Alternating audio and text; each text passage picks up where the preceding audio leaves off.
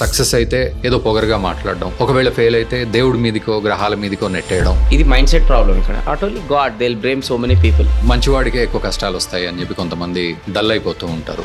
మంచి వాళ్ళకి ఎక్కువ కష్టాలు వస్తాయి, చెడ్డ వాళ్ళకి కష్టాలు రావు అనేది ఇది ఫ్యాక్ట్ కాదు.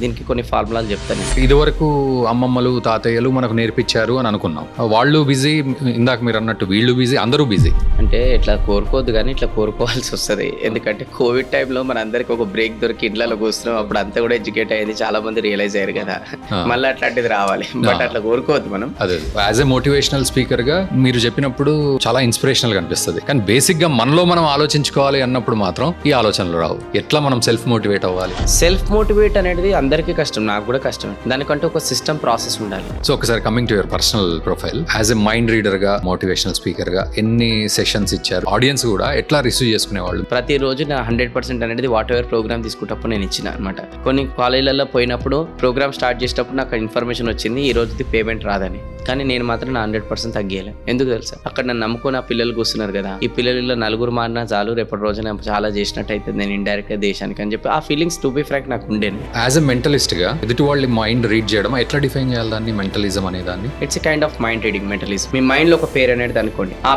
పేరు ఏదైతే మీరు ఇప్పుడు అనుకుంటున్నారో ఆ పర్సన్ ఇమాజిన్ చేసుకోండి. కరెక్టే.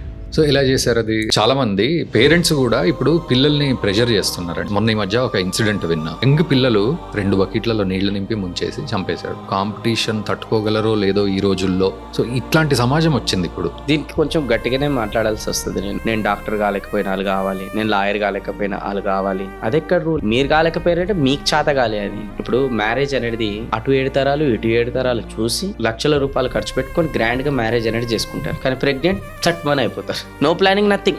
అండ్ ఫ్యామిలీ విషయానికి వస్తే అండి, ఒక మహిళ పాత్ర ఎట్లాంటిది?